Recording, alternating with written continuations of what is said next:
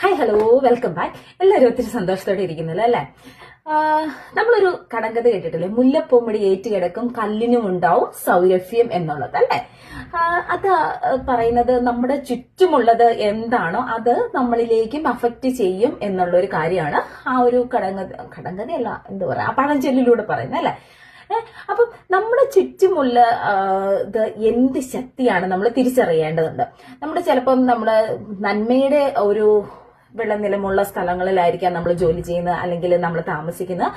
അതുപോലെ തന്നെ തിന്മയുടെ സാന്നിധ്യമുണ്ട്. അപ്പൊ നമ്മൾ കൂടുതൽ സംസാരിക്കുന്നത് അല്ലെങ്കിൽ കൂടുതൽ നമ്മൾ ആരോടാണ് ഇടപെടുന്നത് അതനുസരിച്ചായിരിക്കും നമ്മളിലുള്ള ചേഞ്ചസ് പലപ്പോഴും നമ്മുടെ ജീവിതത്തിൽ വരുന്നത്. അല്ലെങ്കിൽ നമ്മൾ കൂടുതൽ യൂട്യൂബ് വീഡിയോസ് കാണുക, ഫേസ്ബുക്ക് സ്ക്രോൾ ചെയ്യുന്നതൊക്കെ ആരെയാണ് നമ്മൾ ഫോളോ ചെയ്യുന്നതനുസരിച്ച് നമ്മുടെ ജീവിതത്തിൽ ഒത്തിരി ചേഞ്ചസ് വരുന്നതായിട്ട് നമുക്ക് കാണാനായിട്ട് സാധിക്കും.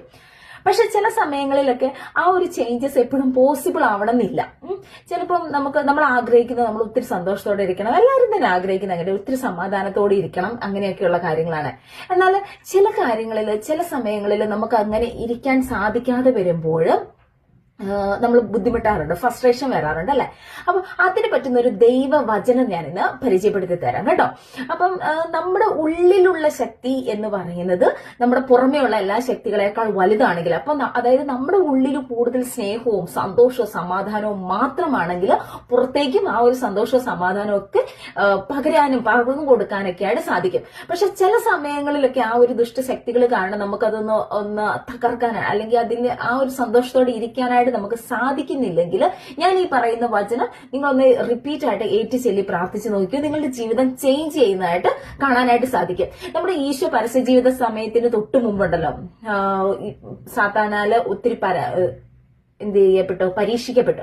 അങ്ങനെ പരീക്ഷിക്കപ്പെട്ട സമയത്ത് ഈശോ ആ ഒരു സാത്താനെ കീഴടക്കിയത് ദൈവവചനം പറഞ്ഞുകൊണ്ടാണ്. സാത്താനോട് ദൂരെ പോവുക എന്ന് പറഞ്ഞുകൊണ്ടാണ്, ദൂരെ പോകുക എന്നുള്ള വചനം പറഞ്ഞുകൊണ്ടാണ് ആ ഒരു ദുഷ്ടശക്തിയിൽ നിന്നുള്ള ആ ഒരു വിടുതലിലേക്ക് ദൈവം ആജ്ഞാപിച്ച് മാറ്റിവിട്ടത്.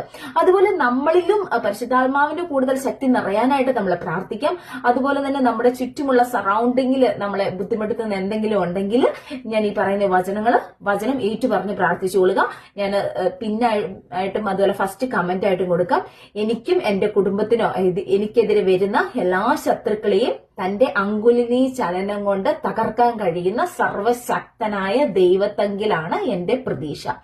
എന്റെ ചുറ്റുമുള്ള എല്ലാ ശത്രുക്കളെയും ദുഷ്ടത, ഇപ്പൊ നമ്മുടെ ജീവിതത്തിൽ ജോലിയുടെ മേഖലകളിൽ ഒരു ബുദ്ധിമുട്ട് ഒക്കെ, എന്റെയും എന്റെ ജോലി മേഖലകളെയും തകർക്കാൻ വരുന്ന എല്ലാ ദുഷ്ടശക്തികളെയും തകർക്കുന്ന സർവശക്തനായ ദൈവത്തെങ്കിലാണ് എന്റെ പ്രതീക്ഷ എന്ന് ഏറ്റുപറയാം. അങ്ങനെ നമുക്ക് ഏത് രീതിയിലാണ് നമുക്ക്